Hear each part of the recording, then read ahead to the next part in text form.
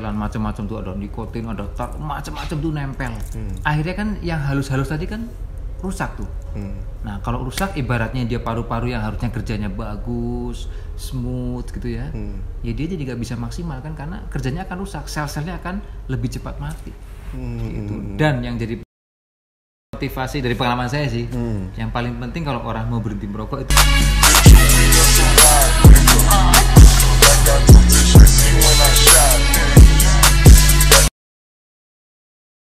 Oke, assalamualaikum warahmatullahi wabarakatuh. Oke, apa kabar cuy? Ya, oke. Berjumpa kembali dengan saya ya. Di sini akan membahas seputar rokok ya. Rokok itu Kali. Oh, sudah gue. Oh, lu ya. Gue. Refleks nih, refleks biasa iya, kan. Iya. Saya sering jadi host nih. Oh iya, benar. Sorry ya, cuy. Cuy punya lu kan ya? Iya. Biasanya kan lu pakai cuy. Kadang cuy, kadang bre. Kadang cuy bre. Iya. Gimana enaknya aja sih kalau ya, gue. betul hostnya dia. Ya dah. Ambil. Oke, jadi gini cuy. Jadi di sebelah saya ada Dr. Yongki. Dr. Yongki ini jadi kalau kalian dulu ya pada mungkin kalian generasi gue. Dulu kapan tuh, Bro? Dulu itu sekitar tahun Kayak lama ya. Iya. Kalau lama jadi ingat umur. Iya, generasi gue itu generasi tahun bisa dibilang gue tahun 90-an lah. Nah, kalau Dr. Yongki ini kan tenar tahun 2000-an. Ya, karena AVI, cuy. Dulu karena AVI gitu. Nah, di sini sebenarnya pertanyaan saya itu ada satu ya. Salah satunya adalah kenapa yang dulunya dari musisi kok terus jadi dokter? Itu awal mulanya gimana? Apa nggak kebalik? Dokter dulu dari musisi. Oh enggak juga ya? Enggak juga. Oh, ceritanya? Iya. Ceritanya dulu itu sebenarnya terjebak, Bro. Terjebak. Iya. Bukan terjebak sih, dijebak. Dijebak. Oh. Jadi terperosok. Oh, enggak. Ya, jadi ceritanya tuh awalnya dulu tuh emang ya saya seneng ngeband nih. Seneng ngeband. Jadi emang ya ngeband juga sebenarnya nggak sering-sering banget sih manggungnya. Itu sebelum masuk AVI. Cuma tingkat RT aja. Oh, cuma tingkat RT. RT pun pada nolak-nolak tuh, Bro. Gue juga bingung ya. Berarti mendingan gue daripada Dokter Yongki sebenarnya. Gue juga bingung tuh. Iya. Kalau gue sih enggak ke tingkat RT ya. RT ya. Lebih ke RW ya. RW ya. Cuma enggak jadi AVI ya. Kasian juga ya. Jadi emang syaratnya harus jadi penyanyi RT kan? Penyanyi RT. Ya oke, jadi tadi itu gini, Bro. Jadi awalnya tuh ya kalau ngeband biasa lah ya, bikin lagu, ngeband. Sempat dulu juga kita punya basecamp di Greenhouse. Greenhouse tuh deket kompleknya Seventeen. Deket kompleknya Seventeen Band. Seventeen daerah Greenhouse di Yogyakarta. Juga sana main komplek-kompleknya terus di ya gitulah anak-anak band. Cuman waktu itu saya tuh sebenarnya nggak ada niat masuk AVI. Nggak ada niat. Itu karena iseng. Yang iseng juga bukan saya loh. Yang iseng kakak saya. Oh, malah gitu ya? Saya. Oh, sejarahnya gitu. Iya, kakak saya tuh di Jeronimo FM, radio di Jogja. Itu iseng-iseng banget tuh, coba. Kayak nggak ada kerjaan nanti, Pak. Dia daftarin saya. Tiba-tiba saya dapat panggilan. Saya kaget tuh. Waduh, panggilan nih. Suruh ikut AVI nih. Buset. Itu bener-bener kaget ya? Kaget lah. Sudah gitu terus udah deh, saya menghormati kakak saya kan. Udahlah, gua ikut bertanding gitu. Bertanding itu udah santai aja lah, udah kalah ya udahlah gitu karena niatnya waktu itu udah mau gua mau ini kan waktu itu tuh udah koas mau ya kayak dokter umum kalau sekarang internship ya zaman dulu tugas di mana dokter 24 jam gitu. Ya udah waktu itu terus ya udahlah saya ngormatin kakak toh. Saya ikut audisi pertama tuh 3.750. Bayangin antrinya panjang banget, Bro. 3.750 peserta. Iya, peserta itu di JEC Jogja waktu itu wah, udah kayak antri sembako lewat lah. Itu aja tahun segitu ya. Anjir gue udah nggak ada kepikiran menang lah baratnya. Ya udah rating tulus dah pokoknya gue menghormati kakak gue namanya Doni itu. Doni Tweety, Doni. Kalau sekarang sebutnya Doni VR. Doni Visual VR. Rangers. Jadi dia bukan VR yang roda 3. Oh, bukan merek. Nah, terus dari situlah akhirnya tapi itu tadi prepare nggak? Maksudnya dalam arti prepare tuh kalau kita jadi penyanyi mau ikut audisi nih kita benar-benar harus menguasai vokal nggak sih? Kita harus tahu istilah-istilah kayak kecambah gitu ya? Bahasa musik iya. Itu penting nggak? Ya kalau basically sih saya kan bukan dari pemusik ya. Jadi memang ya apa adanya aja. Kalau basic musik sih dari bapak sih. Ya kalau bapak tuh emang nyuruh tuh, misalnya ini artikulasi yang bener gini, karena bapak saya tuh penyanyi keroncong. Dia suka jadi juri, sering marahin, tapi anaknya bandel. Tapi Mas, kalau menurut saya nih, kalau ketika kita bermusik itu yang penting orang itu nggak harus tahu tentang istilahnya not itu, tapi dia memiliki musikalitas tinggi. Dalam arti musikalitas tinggi itu dia paham ketukan, dia paham tempo, irama, kayak gitu-gitu. Jadi dia bisa pas. Gitu ya. Kalau saya sih gini, jadi emang kalau saya lihat ya tapi saya sih bukan guru musik, cuman dari pengalaman saya aja. Jadi kalau saya lihat emang dia memang sudah ada bakat musik.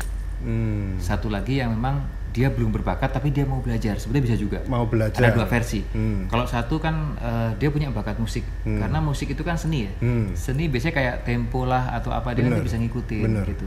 Nah kalau lebih bagus sih kalau memang ya paling bagus tetap harus belajar vokal lah ya. Kan ada nanti belajar kayak artikulasi ya, A, I, U, E, O, belajar nafas. Nah terus terang waktu saya masuk AFI itu jujur nih, basicnya cuman ya basic biasa aja standar gitu. Tapi waktu di AFI bener-bener wah habis-habisan deh bro. Habis-habisan. Musuhnya berat-berat. Habis-habisan diajarinya. Oh habis-habisan diajarinya, diomel-omelin ya. Udah saya tuh mungkin paling banyak diomelin kali.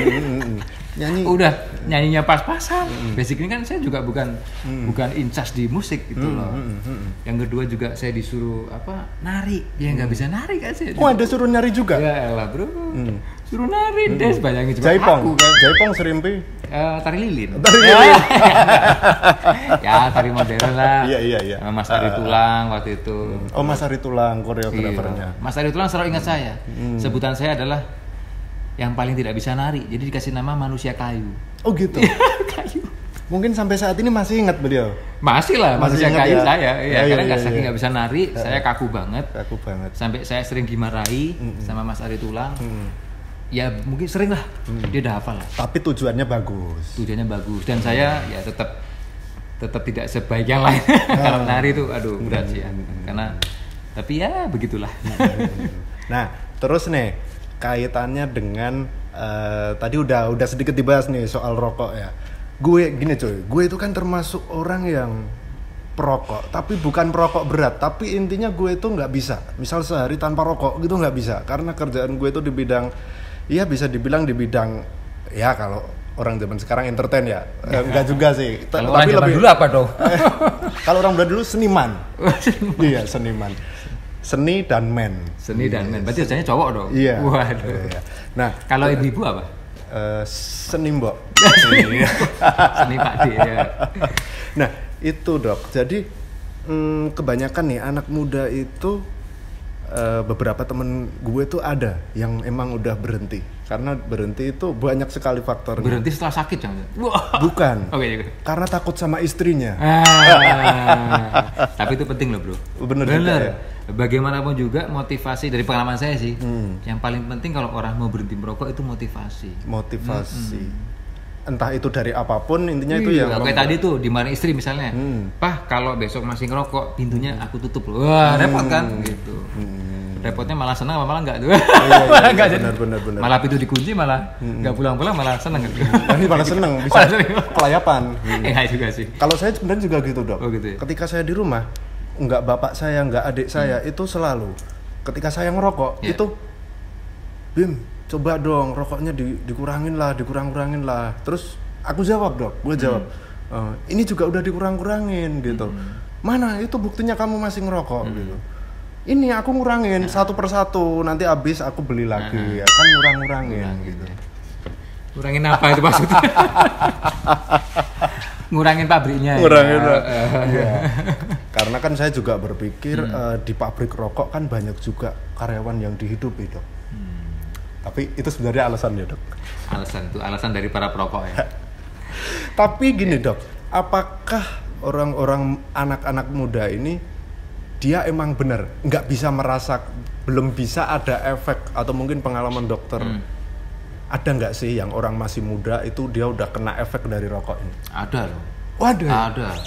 Jadi ini bukan jangka panjang. Tidak tergantung usia ya. Tidak tergantung usia karena banyak hal yang ya kalau kita bahasanya tuh sel lah ya, dari yang terkecil sel organ bentuk organ jaringan. Jadi dari yang paling kecil itu sebetulnya manusia itu sudah punya bakat ya. Bahasa awamnya gini deh, si A ini lebih mudah kena sakit nih sebetulnya.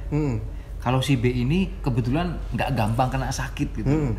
Jadi si A ini sebenarnya udah basicnya udah kurang baik nih dari susunan, dari DNA-nya, dari sebagainya. Ditambah dia ngerokok, selesai lah. Oh. Tapi kalau si B ini mungkin dia kebetulan lebih baik ya. Ya tetap berefek juga, mungkin lebih lama barangkali itu. Tapi basicnya sih semuanya itu merusak ya. Pasti merusak karena ibaratnya rokok itu kan jaringan yang halus banget ya. Kalau kayak ibaratnya, kalau Bimo udah married belum ya? Belum. Belum. Bahasanya tuh bahasa seorang wanita kan halus. Iya. Benar.